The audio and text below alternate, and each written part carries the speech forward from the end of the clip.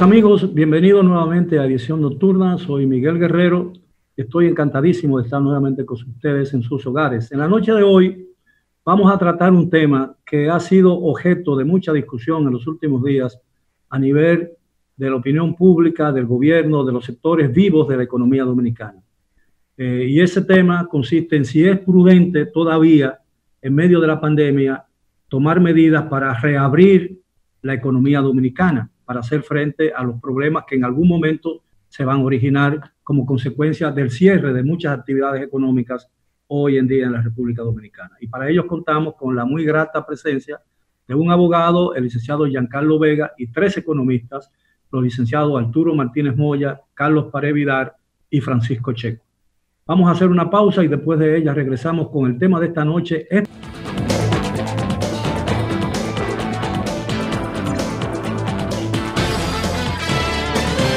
Bien, estamos de vuelta en Edición Nocturna. Como les dije en el segmento anterior de presentación, hoy vamos a conversar sobre el pedido que han hecho diferentes sectores de la sociedad dominicana a favor de una apertura gradual de la economía dominicana para evitar que la crisis que ha provocado la pandemia se degenere en una crisis política y económica mucho mayor. Y para ello cuento con la muy grata y honrosa presencia de un abogado, el licenciado Giancarlo Vega, y tres destacados economistas, el licenciado Arturo Martínez Moya, el licenciado Francisco Checo y el licenciado Carlos Pared Vidal. Buenas noches, caballeros, gracias por aceptar nuestra invitación.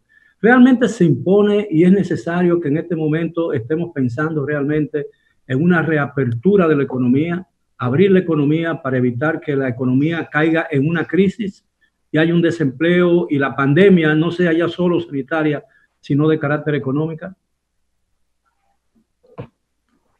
Un poquito más fuerte, Miguel, se escuchó muy poco. ¿Perdón? Se escuchó muy poco. Bueno, yo tengo todo al más alto nivel. ¿Me escuchan ustedes? Sí, ahora sí, se escucha mejor. Ahora sí. Bueno, la pregunta es, ¿se impone realmente o tiene es racional el pedido de sectores del empresariado dominicano y sectores sindicales de que se vaya considerando ya la posibilidad de abrir prontamente la economía dominicana? Bueno, Miguel, mira, déjame comenzar yo, para que después los colegas me tomen el turno. Yo creo que eso es una decisión que no es del gobierno dominicano, que no es de los empresarios, ni siquiera del consumidor. Esto es un asunto sanitario. Porque lo ha causado. Quien causó esta situación es una situación sanitaria. Entonces, tenemos que seguir un protocolo internacional. Lo peor que puede pasar es que nos desesperemos y en contra de las normas del protocolo y de la OMS, nosotros comienza a abrir sectores de la economía y esto se complique nuevamente. Comienza la gente a infectarse y a complicarse más aún. Vamos a gastar demasiado dinero extra en salud. Va a tener que pararse otra vez la economía. Y recuerda que la economía es como un tren de estos viejos que tiene 150 vagones atrás. Esta máquina pesada, que para tú ponerla a andar con 150 vagones atrás, eso es muy lento que comienza. Y después que comienza, tú no puedes pararla. Por consiguiente, yo creo que lo que tenemos que hacer es esperar, que espéralo mucho, espéralo poco.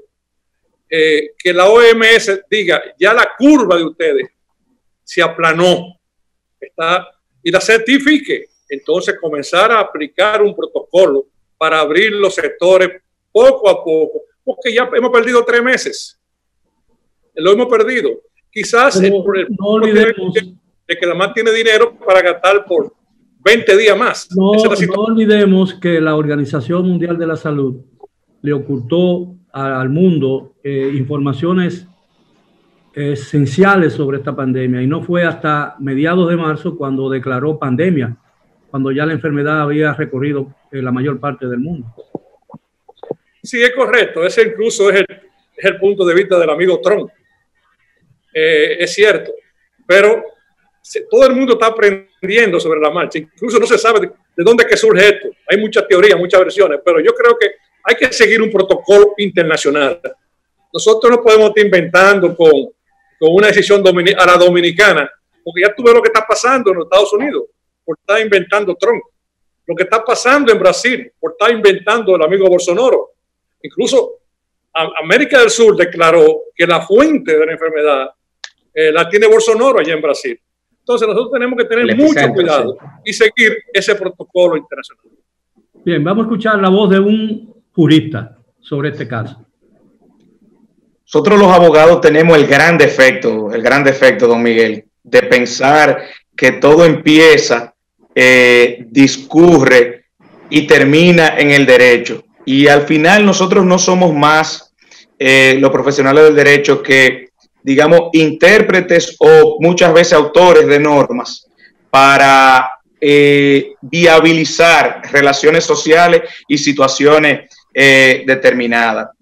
En materia legal, uno viéndolo, analizándolo, con todo este tema del estado de emergencia que está previsto en la Constitución, regulado por una ley especial, todas estas no son más que herramientas para viabilizar posibles soluciones o, digamos, medidas para mitigar una situación de salud como la que estamos padeciendo, no solamente en República Dominicana, sino en el mundo. Es decir, nosotros estamos desde alguna manera, como ocurre en la mayoría de los casos, como un eje transversal a todo esto. Es una prerrogativa, digamos, del Congreso otorgarle o no al Poder Ejecutivo la extensión de un estado de emergencia o la aprobación inicial de un estado de emergencia, pero siempre se va a basar y se va a fundamentar en estudios de salud y de impacto social, de cómo debemos manejarnos. Al final, recordemos, cuando yo escucho Organización Mundial de la Salud, con todo el respeto, me parece que la Organización Mundial de la Salud está, digamos, combinada a establecer unos protocolos, unas acciones, una medida, pero no tiene tiempo tal vez para detenerse en diferenciar un estado de otro.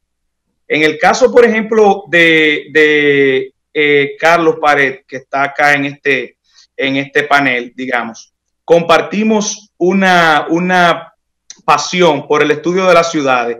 Fíjese que ni siquiera hay una diferencia de estado a estado. Dentro de un mismo estado hay diferencia de ciudad a ciudad y probablemente las acciones, probablemente las medidas que se tomen deban ser distintas de ciudad a ciudad. Entonces, cuando uno habla de abrir la economía, bueno, obviamente las herramientas constitucionales y jurídicas están ahí para extender o no un estado de emergencia y la limitación a libertades específicas como la libertad de tránsito, que ha sido lo que se ha dado en República Dominicana. Pero más que nada, debe haber un estudio y un análisis puntual de cuál es la situación de cada país, de cómo cada país puede irse abriendo o no. Y eso responde a una situación que ustedes manejan mejor que yo, que es la parte económica, que tanto puede resistir un estado a otro. No es lo mismo un estado cuyas arcas están, digamos, en una condición holgada a un estado que está, digamos, en un estado económico calamitoso. Pero también eso responde a un tema cultural. ¿Qué tanto respeto hay por la norma? Y cuando digo norma, no solamente me refiero a la Constitución, no solamente me refiero a las leyes, sino qué tan capacitada está la gente para respetar protocolos que permitan esa apertura gradual. Bien, sin que ello desborde el sistema de salud. Ustedes me permiten, vamos a escuchar la opinión del señor Checo y después del señor Pared Vidal, y luego vamos a hacer el programa un poco más interactivo. Licenciado Checo. Mira, creo que lo acababa de señalar el amigo abogado Gracián. Es de cómo se implementa la medida. A la apertura económica vamos a llegar en determinado momento. Si tú me preguntas a mí si República Dominicana está ya en condiciones de abrir o no en esta semana o la que viene, yo no tengo respuesta para eso, pero sí me asaltan la duda de que nosotros podamos aplicar un protocolo como Dios manda. Ya todos los países están contemplando la apertura. Y qué bueno que República Dominicana lo contemple. Una cosa es contemplarlo, irse organizando para ver cuál es el protocolo aplicable a cada país. Y otra cosa es determinar cuál es el punto, el momento en que se debe de hacer. Mira, independientemente de lo que creamos o no en la OMC, es un punto de referencia para saber en qué punto está la pandemia o no. De hecho, ningún país tampoco se tiene que llevar exactamente de lo que diga la OMC. La OMC la tenemos que ver como una recomendación. Y ya todos los países están, repito, contemplando la apertura de la economía, haciendo los estudios para ver cómo lo van a hacer. Esta mañana, por ejemplo, leía de España, donde ya tiene unas 4 fases, y es extremadamente gradual que la llevan. No es de ahora para ahorita. Y ya la curva de España sí se está evidencia de que se ha ido aplanando. Y otra cosa es de que, bueno, la economía no ha estado totalmente cerrada. Claro que ha habido sectores muy sensibles, como el sector de transporte internacional y el turismo, pero en todos los países no ha habido ¿cómo te digo? Un cierre absoluto. Se mantiene trabajando el sector agropecuario, se mantiene porque obviamente el sector salud, el sector transporte, aunque sea parcialmente, y actividades que están de alguna manera ligadas a esos 3 sectores. De manera, en conclusión, Miguel, que la apertura hay que contemplarla. Es sano de que el país ya lo esté considerando y que determine cuáles son los protocolos que nosotros debemos de seguir y hacerlo cumplir. Bien, licenciado Pared Vidal, por favor. Gracias, Miguel, por la invitación y este panel con amigos y colegas. Mire, con respecto a la pregunta que usted hace sobre la reapertura, ¿no? Tenemos que ver primero el contexto en donde estamos, un contexto de alto desconocimiento científico, como decía don Arturo, con relación al coronavirus, en donde todos los países están aprendiendo a lidiar con la crisis y ahora estamos todos los países aprendiendo a cómo lidiar con la reapertura. Yo pienso que antes de nosotros respondernos si estamos como República Dominicana aptos para hacer la reapertura, yo pienso que nosotros debemos determinar cuáles son esos criterios que nos va a decir que sí estamos aptos. Y en ese sentido, yo pienso que indudablemente tenemos que ver el ritmo de contagio, que es la famosa curva, el aplanamiento de la curva, pero también no solamente ver la curva con los casos, sino también ver cómo el contagio se va normalizando. No es necesariamente que el contagio vaya siendo un número 7, 8, 9, no. Estoy hablando de la normalización de esa positividad de cada caso que se descubre. En otras palabras, y siendo mucho más práctico, es de cada caso que se testea, cuántos positivos salen. Y eso nos va a dar una normalización aplatanada que nos va a permitir tomar decisiones. Pero eso no es solo el único criterio que debemos tomar en cuenta. De acuerdo al estudio de la consultora McKinsey, que yo sé que se ha ido tomando en algunos países de Latinoamérica para poder preparar la reapertura, se debe tomar el ritmo de contagio por un lado, pero también ver lo que se le llama la capacidad instalada de respuesta de sanidad que tienen los países o las regiones, como decía Giancarlo. ¿Qué es esa capacidad de respuesta? La capacidad de respuesta es qué tantos médicos hábiles tenemos, qué tantas camas disponibles tenemos, qué tantas camas de cuidados intensivos tenemos, y que te permita de una manera calibrada tú poder ver que el ritmo de contagio va a un nivel, pero que también tenemos capacidad de respuesta, porque el éxito de la gestión del coronavirus es lo que hemos podido estar viviendo ahora. Independientemente de los números, independientemente de las recomendaciones de los organismos internacionales, el sistema de salud no ha colapsado. Hay muchos sectores que se permanecen abiertos y siguen dinamizándose, y que ahora, de cara a una reapertura, lo que tenemos que apostar es a una gradualidad, como todos han dicho, pero con una protocolización, si esa palabra existiese, o sea, con nuevos protocolos de higiene y de distanciamiento social para que esta nueva normalidad sea posible. Ahora, el temor de muchos sectores influyentes de la vida nacional es que la prolongación de la situación que estamos viviendo, con una parte de la actividad económica paralizada por completo y otra virtualmente paralizada o a medias, pueda degenerar en un conflicto de carácter social que les resulte prácticamente imposible al gobierno dominicano o a la fuerza o al Estado dominicano hacerle frente con más éxito del que ha tenido hasta ahora con la lucha contra la pandemia. Ese es un temor altamente justificado, a mi modo de ver, ¿no? Miguel, la CEPAL ya determinó que la pobreza va a aumentar en toda parte. Eso es inevitable. Sí. La pobreza en América Latina y República Dominicana se va a duplicar. Hay un costo que hay que pagar. Todos los países lo están pagando. Estados Unidos, China, América Latina, el Caribe, los paisitos del Caribe, los pequeños, que están gastando 1.5% del PIB. Trata de eso, de arreglar tú exactamente qué. ¿Perdón? No, para que se estaba yendo tu figura. Ok, te estaba diciendo que los países pequeños del Caribe que viven del turismo, la caída del crecimiento nunca se había visto y están gastando apenas 1.5% del PIB para combatir el COVID. Aquí nosotros en República Dominicana estamos en 4% del PIB. Aquí se está gastando alrededor de eso. Arturo, hay que decir que algunos... Y es a base de préstamos del gobierno. Pero todos los países están endeudando. Aquí va a salir todos los países altamente endeudados porque es que esto tiene un costo para el sector privado enorme, para todo el gobierno enorme. Va a aumentar la pobreza. Ahora, ¿cómo se minimiza ese gasto? Esa es la discusión, ese es el punto ahora. Dice la OMS. Tiene sentido.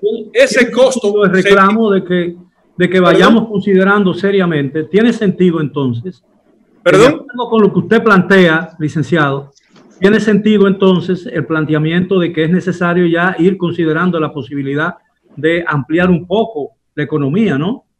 Bueno, si realmente si no se produjera otra expansión de las enfermedades con motivo de la apertura, estoy de acuerdo contigo.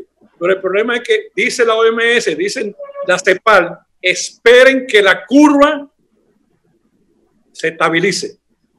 No se desesperen. Si lo hacen con la curva ascendente como estamos nosotros todavía, mira, este fin de semana se van a saber quiénes están infectados en el distrito. Eso va a ser terrible. ¿Por qué? Porque se va a hacer masiva la prueba. El lunes, este programa, el lunes tú deberías chequearlo para que tú veas cómo que está la curva. Porque van a hacer pruebas en los barrios. Mira, en Guerra. Van a hacer pruebas en sitios que no se habían hecho en los barrios realmente. Entonces, mientras sea así, lamentablemente, Miguel, es una pérdida de tiempo y un aumento de los costos. Tú encender la máquina de la economía para tener que apagarla. Ese es el punto. Si tú la enciendes y ya tú sabes que va a seguir andando, estoy contigo. Pero nadie garantiza eso, porque y la OMC y la CEPAL, el FMI, lo reducen la recomendación en 4 palabras. El hecho de que yo haga una pregunta. Esperen que se suavice la curva y ahí ustedes abren. El hecho de que yo haga una pregunta relacionada con un reclamo que se le ha hecho al gobierno dominicano no significa que endoso ese reclamo, ¿no? Estoy de acuerdo contigo. Cuando te digo, te planteo eso, no es para ti, sino realmente para contestar la pregunta. Sí. Yo creo que podemos teorizar mucho. Podemos hablar de muchas cosas, porque es que nadie sabe nada de esto. Lo que todo el mundo está aprendiendo, los chinos están aprendiendo, los americanos, nosotros. Entonces, la OMS tampoco sabe, está aprendiendo. Ahora,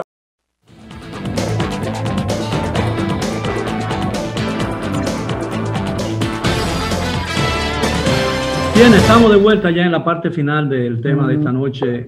Estamos en condiciones de reabrir la economía, de abrirla un poco para que no caigamos en una situación difícil como prevén muchas aves, muchos profetas agoreros que hay en la República Dominicana, ¿no? Pero realmente, ¿qué medidas podría adoptar el gobierno dominicano? En el caso hipotético de que mañana la Cámara de Diputados no apruebe el pedido que ha hecho el presidente de la República para prolongar por otros 25 días o 17 días como fue aprobada la última, ¿qué podría pasar entonces con la economía? Mire, yo me quiero adelantar. Yo pienso que nosotros como país, es lo que hemos estado viendo en todos los países de Latinoamérica y de Europa, si hay un consenso internacional es que cualquier momento de reapertura no se puede dar de golpe y porrazo. Se debe dar con gradualidad y se debe dar con una tonalidad de grises, como decía Giancarlo, para uno poder ir calibrando sectores y protocolos. No se puede dar de golpe y porrazo. Por eso es tan importante tener un estado de emergencia que permita al Estado, como centro de gobierno, graduar y calibrar esas medidas que se vayan tomando. Y teniendo en cuenta que es muy posible, porque hay que decirlo, porque ha pasado en otros países, que en ciertas regiones se abre y se cierra, porque a diferencia de cualquier otro riesgo, como un desastre natural, como un ciclón, cuando el ciclón pasa o el terremoto pasa, ya tú sabes que terminó ese riesgo. Una epidemia no es así. Una epidemia, y sobre todo el coronavirus, es un virus. A diferencia de que te dé estornudo, de que te decaiga el cuerpo, te da un gran golpe pulmonar que te puede llegar a la muerte, pero es un virus. Es como cuando a uno dice, cuando uno va al médico y uno se siente mal, es el virus que anda. Bueno, el virus que anda ahora es el coronavirus y lamentablemente tiene unos niveles de letalidad y fatalidad bastante altos. Por lo tanto, es importante tener un contexto que se permita tener graduación y gradualidad y calibración. Por eso el estado de emergencia es tan importante y entiendo que para poder reaperturar no se puede hacer de golpe y porrazo. Licenciado Martínez Moya. Es correcto. Tiene que ser gradual, no puede ser violento. Poco a poco, en eso estamos completamente de acuerdo. Yo creo que lo que hay que definir es cuándo. Me parece a mí que hay un momento que hay que definirlo. Sí. Puede ser hoy, puede ser lunes, martes, cuando uno quiera. Pero yo creo que tiene que haber un criterio sencillo y que la gente entienda. El presidente de la República, el gobierno debe decirle a la gente en qué momento la va a abrir y por qué. Que escoja un criterio. Mi criterio es, en ausencia de conocimiento, me llevo de la OMS. Así como me llevo de las recomendaciones internacionales que dice que tiene que ser poco a poco, porque es una recomendación internacional, no es un invento de República Dominicana. Así como yo puedo llevarme de esa, también me llevo de la otra, que dice que el momento es cuando la curva se aplane. Ahora, puede ser que nosotros nos inventemos y digamos, no, cuando la curva está empinada, como hizo Bolsonaro, por ejemplo, o como hizo Alemania. Mira, Alemania tuvo que cerrar. Frenó, abrió, y se cerró otra vez. Eso que Singapur y Corea del Sur.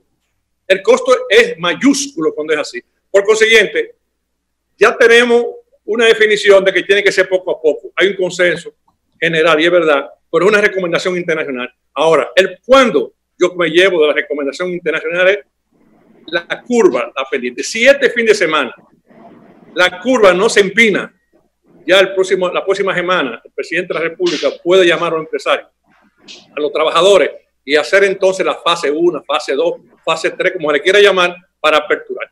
Pero si esa curva se empina, ni pensarlo. Ahora, ¿cuál sería el peor escenario? Porque estamos en la vecindad de un proceso electoral que todavía está incierto, ¿no? Porque si la pandemia continúa y aumenta la curva, posiblemente no tendremos oportunidad de concurrir a las elecciones del 5 de julio. Está en entredicho ya, de hecho, la posibilidad de que cerca de 500.000 de dominicanos que viven en el exterior, que están inscritos en el padrón electoral, puedan votar porque las condiciones internas de los países donde viven no lo permitirían. ¿Cuál sería entonces el peor de los escenarios? El licenciado Vega.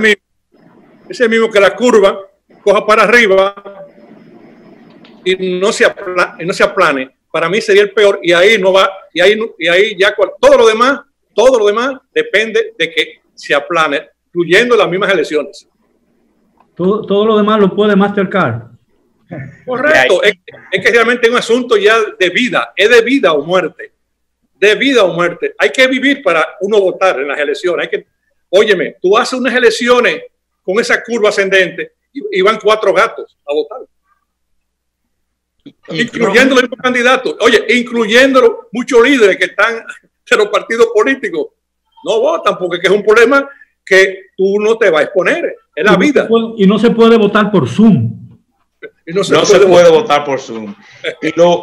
Y lo más trascendente, yo creo, ahí es precisamente regresar a uno entender cómo nosotros estamos configurados como país, cómo nosotros estamos configurados como territorio, cuál es nuestro nivel de respeto y cumplimiento hacia los protocolos y las normas, porque probablemente haya lugares donde se plantea el reto de unas elecciones y con un protocolo de cara a la realidad de esa sociedad, va y vota todo el mundo o va y vota sobre el 70% de los electores y no haya un impacto significativo en esta famosa curva que es nuestro indicador, digamos, de contagio y de expansión del virus. Entonces, cuando uno habla de cuál es el peor escenario, real y efectivamente sería el que decidamos abrir ciertas actividades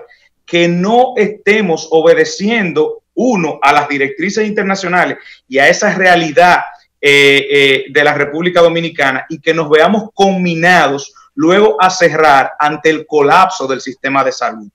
Por eso no es algo que está ubicado, como decía hace un momento, ni en el blanco ni en el negro. Es precisamente ver todas estas variables, permitir que aquellos que han estado en contacto con el día a día, con la generación de acciones y medidas, y de cara a eso poder entonces tomar decisiones. Pero mire, don Miguel, yo quisiera agregar algo porque en algún momento, y quizá la pregunta es qué debemos hacernos. Cuando la curva se aplane, ¿qué debemos hacer? ¿Cuál va a ser ese cómo? De cómo vamos a convivir. Porque indudablemente que en algún momento la curva se va a aplanar. Y eso aplica para cómo vamos a volver al trabajo, con el tema de elecciones y demás. Indudablemente que nosotros vamos a vivir en lo que se le llama como una nueva normalidad. Y si bien tenemos grandes retos a nivel de hábitos y a nivel de costumbre, de seguimiento de protocolo, también nosotros tenemos que ir viendo que era irrisorio pensar que hoy vamos a andar muchas personas con mascarilla y tapabocas en la calle, e indudablemente ya hay un hábito que se ha venido formando. Entonces, esa nueva normalidad, y yo pienso que ahí es que es lo importante que nosotros podamos ir evangelizando, educando, es cómo va a ser esa nueva normalidad. Yo tengo en mi mente lo que es un decálogo muy sencillo, es un artículo que va a salir mucho más adelante, pero para darle alguna de las ideas. Priorizar el trabajo remoto va a ser no un lujo, va a ser una práctica que se va a seguir fomentando. Segundo, el uso de mascarillas va a ser algo normal y va a ser la práctica exigida por todos. Las prácticas de higiene se va a tener que buscar dentro de esos protocolos para uno poder aplanar esos protocolos, que la gente se lave, que haya más lavadores de manos, pero que la gente también se lave más las manos. Vamos a tener que repensar los turnos, dígase, que ya no va a ser, no solamente una hora de turno de comida, sino que pueda haber un rango en donde se puedan rotar esos turnos. Que nosotros vamos a priorizar más el delivery y el pick-up, eso va a ser una nueva normalidad, pero también, y esto es muy importante para salones de belleza, barbería, todos esos servicios que tienen que ver con atención de clientes, vamos a tener que acostumbrarnos a tener citas. Eso que yo estoy diciendo ahora, pueden ser ideas banales, o bueno, no, ideas sueltas, van a ser parte de un nuevo protocolo y de un nuevo hábito en esa nueva normalidad. Ahora, tanto para nuestra vida laboral y social vamos a tener que coexistir con eso. Ahora, como debemos pensar con optimismo en estos casos, hablamos de que cuando la curva se aplane, pero ¿y si la curva se eleva? En algún momento va a tener que aplanarse. Pero mientras no se aplane, continuar como estamos haciéndolo. Pregunto. Mira, creo que la respuesta que te vamos a dar, recogiendo yo el consenso de otro, es lo mismo, hacerlo con el debido cuidado y el debido protocolo, porque lógicamente que las actividades económicas tú no puedes mantenerlas tampoco indefinidamente sin producir sobre todo lo más esencial, porque incluso se puede revertir contra el mismo estado de salud que estamos tratando de proteger. Pero repito, y estoy de acuerdo con Carlos con lo que decía antes, creo que el ejercicio de ahora es determinar con qué protocolo que vamos a actuar y cuáles actividades vamos a priorizar, porque no las podemos abrir todas de golpe. Y ese ha sido el ejemplo que han estado dando otros países. Llévense o no de la OMC que tú le tienes esa reserva. Yo creo que ese es el plan que hay que ver. Por ejemplo, si tú me dices, bueno, ¿qué prioritario abrir? ¿Salones de belleza o abrir los bares? Usted sabe el cuento de los dos curas que se fueron de parranda en Londres, ¿no? En el Vaticano. Y luego, cuando se dieron cuenta, dijeron, bueno, tú me confiesas a mí, yo te confieso a ti, pegados, perdonados. El primero le puso una condena de 5 Ave María, el otro le puso 2000. Y le dijo, oye, dice, cuando yo fuño, pero cuando trabajo, trabajo. Así que yo estoy haciendo el trabajo. Mira, lo que quiero señalar es que hay que determinar incluso cuáles actividades son las que vamos a ir abriendo, las que estamos en capacidad de abrir con determinado protocolo. Todas no tienen la misma importancia económica y social, y todas tampoco no requieren el mismo nivel de protocolo, el mismo distanciamiento y cuidado que tienen que llevarse. Ahora, perdóneme, con relación al decálogo que citó parcialmente el licenciado Pared Vidal, creo que leí ayer que Twitter en San Francisco, la sede central de Twitter, envió a todos sus empleados a su casa y dijo que de ahora en adelante todo el mundo trabajará desde su casa. Que no va a haber trabajo en una oficina normal, sino todo el mundo desde su computadora o desde el instrumento que posea va a trabajar, a hacer el trabajo que hace en su casa, tendrá que hacer el trabajo que hasta ahora ha hecho en su oficina. Así es, eso va a ocurrir. Creo que estoy de acuerdo con Carlos y lo que tú señalas. En muchas actividades se va a profundizar el teletrabajo y los hábitos de vida van a cambiar, los hábitos en sentido general, el mismo cuidado de la salud. Mira, aquí me viene a la memoria cuando Carlos hablaba de que nadie sabe hasta dónde esto va a llegar. Estoy recordando los años 80, cuando vino el SIDA, que fue otra pandemia, y eso fue desastroso, y toda la inquietud que creó. Claro, el COVID-19 ha tenido y va a tener mucho más implicaciones económicas que lo que tuvo el SIDA. Pero en términos de salud, de mortalidad, nosotros no sabemos todavía si el COVID va a ser peor o no que el SIDA. Y téngase en cuenta que el SIDA, desde el 80 hasta ahora, han muerto, según los registros, alrededor de 40 millones de personas. O sea, eso te da 1 millón de personas al año. Contagiados, 4 millones. ¿Cómo dice? Alrededor de 229.000 o 250.000. Estamos cerca, vamos para los 300.000 ahora, pero no hay duda de que ese número se va a multiplicar. Ahora, en Estados Unidos, en estos 4 meses, han muerto por el coronavirus más personas, más estadounidenses de lo que murieron en los 10 o 11 años de la guerra de Vietnam. Así es. Eso es una realidad. Y lo que usted decía, don Miguel, con el tema del teletrabajo y con el tema de los hábitos, el mismo SIDA trajo muchos hábitos que cambió la dinámica de relaciones amorosas y sociales de la población. Y esto va a traer nuevos hábitos. El tema del teletrabajo que usted estaba mencionando, yo creo que va a ser uno de esos hábitos que se va a cambiar y que va a impactar mucho.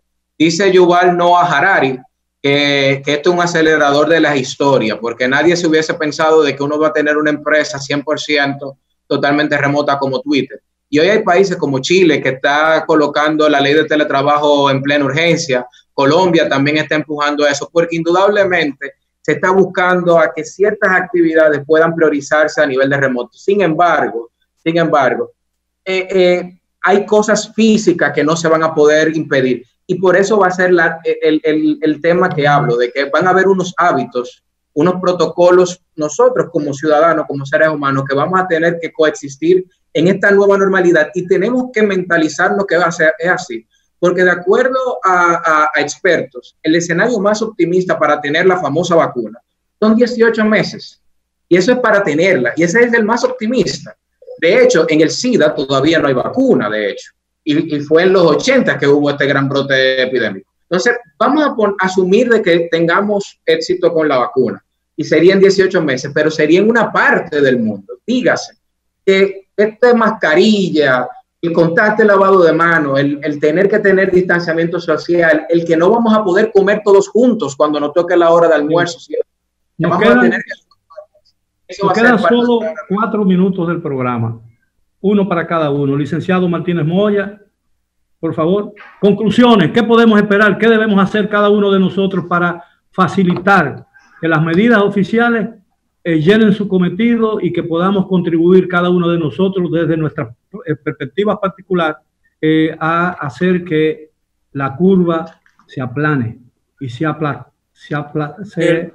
Y dos cosas rápidamente, en un minuto. Hay 1 millón de desempleados en su casa en este momento. El gobierno está subsidiando a 600.000 personas hasta dentro de 20 días y se acabó. Son 600.000 fase 1, fase 2, todo eso son 600.000 personas. Son 200.000 personas que están recibiendo bono gas, que yo qué, que yo cuánto, todos esos subsidios, son 800.000 subsidiados por el gobierno. Eso termina en 20 días, pone 30 días. Y hay 200.000 personas que no están recibiendo un chel en su casa, que son las empresas que andan por ahí, que lo mandan a su casa y le dieron una semana de salario. Estamos hablando de 1 millón de personas que están en su casa, y de eso, cuando se aperture en algún momento, que hay que aperturarlo, va a quedar la mitad fuera, en la calle, 500.000. Entonces, el próximo gobierno, el que viene a partir de agosto, tiene que comenzar a sentarse ahora mismo con su equipo y decir, ¿qué va a pasar? ¿Cómo le va a buscar comida a esos 500.000 que se van a quedar sin empleo? Y en cuanto a qué hacer para que la curva se aplane, mira, seguir lo que nos están recomendando. Yo creo que los dominicanos hemos estado siguiendo en su gran mayoría esa situación de quedarse en su casa, ten cuidado, de la mascarilla, 1 metro de distancia. Lo estamos haciendo, pero la clase media lo está haciendo. Pero en los barrios donde la situación es difícil de hacinamiento, ahí hay poco que hacer. Entonces, ese es el peligro, que no depende de nadie, el que en esos barrios la situación no empeore la situación nacional. Bien, nos quedan 2 minutos, caballero. 2 minutos, licenciado Vega, y luego Francisco Checo. Y entre tantos economistas de tanto prestigio y nivel, yo creo que me toca a lo mejor dar un poquito de la visión jurídica, y siento que esto es un reto para avanzar en la digitalización de muchos servicios en las relaciones jurídicas y comerciales. Yo pienso que hay muchas actividades de corte y carácter económico que, mediante una serie de medidas, de acciones, digamos, tendente al distanciamiento social, pero no ahora por este esquema, sino aprovechar que estamos viviendo este momento para de aquí en adelante aprender a vivir con ello. La firma digital, fortalecerla, las audiencias inclusive, ya se ha demostrado que se pueden realizar en algunos aspectos de manera virtual. Entonces yo creo que debemos seguir sobre la base y ampliando sobre ello. Señor Checo, muy brevemente, para darle oportunidad también al señor. Bueno, lo que ya se ha señalado aquí como un consenso, apertura gradual, seleccionar adecuadamente cuáles son esos sectores, es apropiado, es correcto de que se tenga el tema sobre el tapete y decidirlo en el momento más oportuno posible desde el punto de vista de la pandemia, y tener una visión no solamente inmediata ahora de corto plazo, sino con algo que apuntaba Martínez Moya, qué vamos a hacer en el mediano plazo, porque también eso hay que programarlo. Por un ejemplo, la pobreza de 21% según cifras oficiales, si aumentara 4 puntos nada más o 5, fuera 500.000 de personas más en situación de pobreza que tiene que enfrentar el país. Señor Parevidal, 20 segundos. Bueno, 20 segundos. Continuar con las medidas que se han comprobado como efectivas, que es distanciamiento social e higiene. Para eso, fortalecer programas de beneficio social que el gobierno ha venido elaborando y tener una apertura gradual con un distanciamiento social inteligente que permita de manera de paso a paso ir entrando sectores con nuevos protocolos y nuevas formas de trabajar. Bueno, caballeros, muchísimas gracias por la amabilidad de aceptar nuestra invitación. Yo pienso que el público de Edición Nocturna estará satisfecho con lo que ha oído y visto en el programa y tendrá una idea más acabada de lo difícil que es la situación y de la prudencia que necesitamos para acometer la tarea de combatir esta pandemia.